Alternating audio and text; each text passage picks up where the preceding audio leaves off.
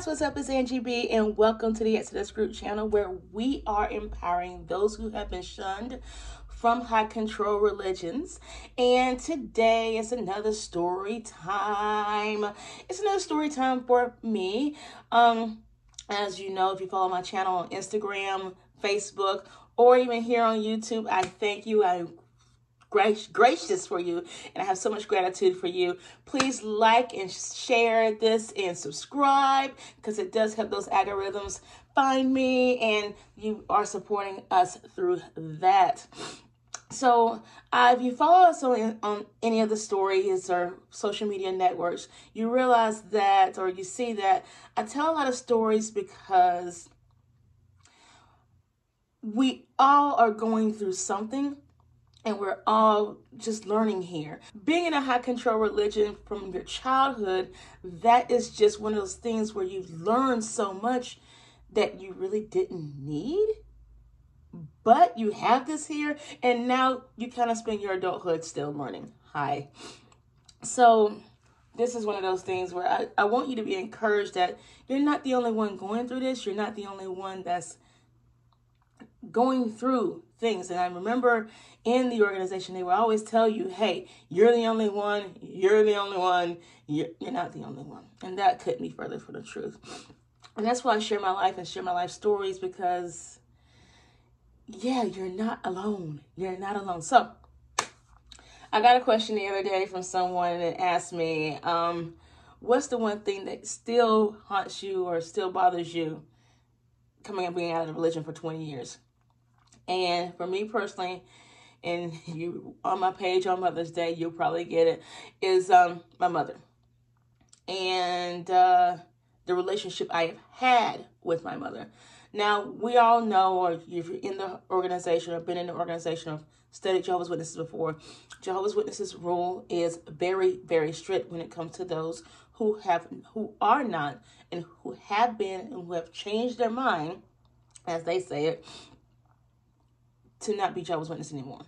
So once you're no longer a Jehovah's Witness, especially if you've been baptized, I hear now that even if you associated with us, ooh, you had the pleasure of associating with us,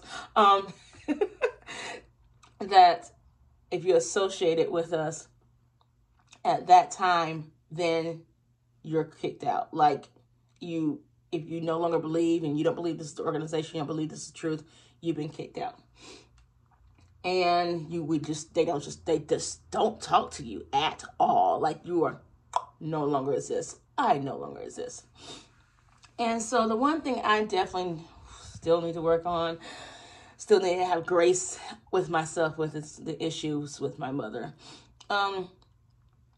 Growing up, I look like my mother. I used to be called her name, like legit, like we look like twins. And I'll probably put a picture up where we look just like each other. And everybody's like, oh goodness, you guys can't. I can't say that that's not my mom. Like, she looks just like me. Or I look just like her, excuse me. We sound alike, we act alike, we think alike. Like, it's just mind-blowing, okay? So growing up, I was her little shadow. Of course, coming out of the religion and being able to think for myself for the first time, that really did change that relationship. But we still were close. Now, mind you guys, I left. I'm not going to use that D word. I was released from the religion in 2001. And so for that first 10 years, and probably still, I will credit this now looking back on it, part of me staying in mentally, so physically out, but mentally in for so long, was because of her. We would talk all the time. We would talk about things. We would have, we would talk about once a week, maybe once every 2 weeks. And those times were precious to me, and still are, to a certain extent. We studied a law of attraction together. We studied The Secret together, and we had these mind-blowing conversations for hours on end. So, okay, cool. But around about the time that I met my current husband, my husband now, but my boyfriend at the time, is when things kind of started getting cut, and I got a letter. Now, mind you, during that first 14 years, I would get letters around assembly time. I would get letters from her around assembly time. It would be an email or in mail or whatever, that I need to come back to Jehovah and what have you, and et cetera, et cetera, et cetera, et cetera. And, you know, then we wouldn't talk for 3 to 6 months, and all of a sudden something would happen and we would talk. So I always got these letters, but this letter seemed to be a little different. And she's held to her guns this time, and I'm proud of her. And I'll get to that. I'll get to that and why I'm proud. So to me, it's a little interesting that now I'm in a stable, loving growth of home that makes me grow, in a relationship that makes me grow, that we don't talk anymore. Because my other relationships before this particular one, when I'm married, before my husband, they were all remnants of what I grew up with. I'm not going to name any names, but the examples of men that I grew up with. So they're mentally, emotionally, and spiritually abusive. All the men that I was dating before my husband, were mentally, emotionally, and spiritually abusive. So very much, oh yeah, do what you want to do that first couple of years. But after that first year, oh my God, I had to turn into a different person. All of a sudden I couldn't do whatever it is I used to do. I had to be at home, just, things that are not me. And, it's just really, really interesting. So after I got in this relationship, it really did just change. And that just flipped on its head. And that's what really made me mad. So after growth, after my awakening, after just awakening and knowing myself, knowing that I'm not the only one, not carrying that physically out, mentally in mentality, after releasing Jehovah's Witnesses, and still in the process of doing that, that's still going to be a lifelong process. I've done a lot of study and a lot of research on how to move forward. And so let me talk about the reason why I'm proud of her. No, it still hurts that she's not talking to me. And that's what the organization does. That's what the organization does. That's their manipulation on you, that, well, if you're not going to be part of our religion and you're not going to give me any money, then therefore I'm going to take your mommy and your daddy and your sissy and all your family. So who you going to do then? What you going to do then? And that's a big thing, and I know for a lot of people, family's a big deal. But when you're raised in an organization, I almost want to say that family is not a big of a deal as Jehovah is. Like, you're supposed to love God more than you love your family. But didn't God give me my family? So therefore, anyway, I don't know. So getting back to the point. So looking at her and looking at our family history and our family past, both sides of my family, my mom's side and my dad's side, were both only taught conditional love.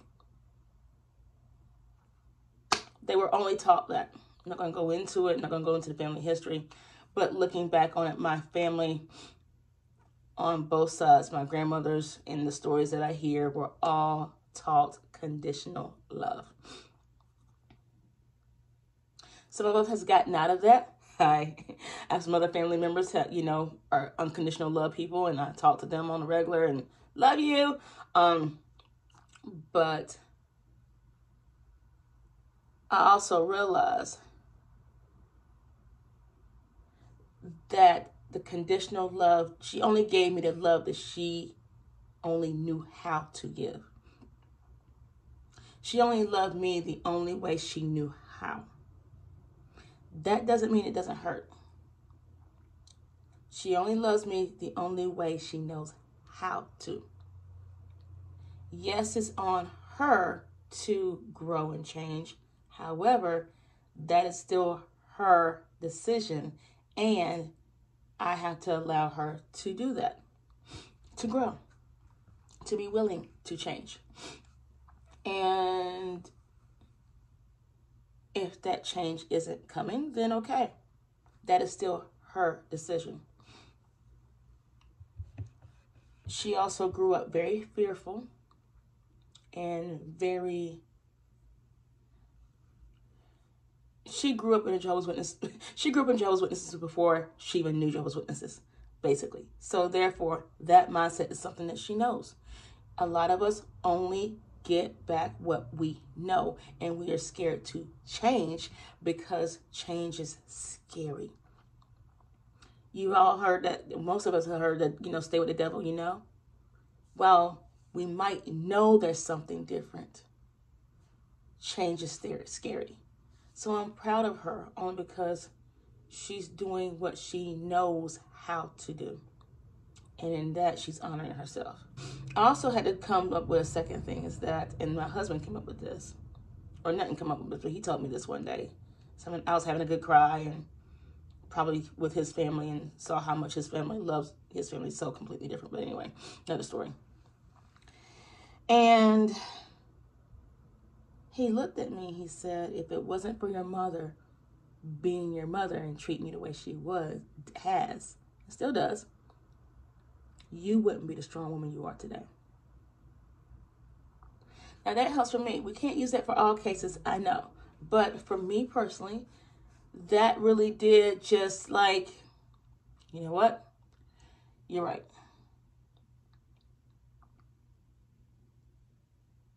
Yes, it still hurts. Yes, I have my days. Yes, it's okay to have those days. However, I want people to be more true to themselves than they are to move because someone else wants them to. Even when it comes to this, if the Jehovah's Witnesses is feeding her, supporting her, loving on her, giving her all that stuff that she needs, because that's her mental health and that's her sanity and that's her karma, that's hers. It's not mine. I have to take care of me. And for me, no, we're not going in there. Oh, no, my mental health cannot do that. Oh, no. So I have to step back. For me, I had to grow and understand that, yes, they gave me this bag of apples or whatever this is. They gave me this. This is how they love me. And maybe I needed something more, but they were not capable of giving me that. So I had to find out what this was. Let go of what I wanted. Find out how I like to be loved. And then love myself the way that I like to be loved. And so it's now my duty to stop this here and move forward and love my children or those who are around me the way that I want to be loved and not carry this. We'll talk about forgiveness later and why I forgive her. But it's my job now to let it go. Let me know in the comments. We'll do a part 2 on this. So in this part 2, I want to talk about forgiveness and why I had to let go. So if you love this channel, thank you for joining me. Thank you for being a part of this channel and this journey of mine. Thank you for taking part in my journey. Let me know in the comments how your journey is going and what you've done to heal whatever relationship you need to heal and how to you've letting go and released those shunning relationships that you have with your parents or whoever's still in the religion around you. You're stronger than you think, guys. Thank you for joining us. Talk to you soon. Bye.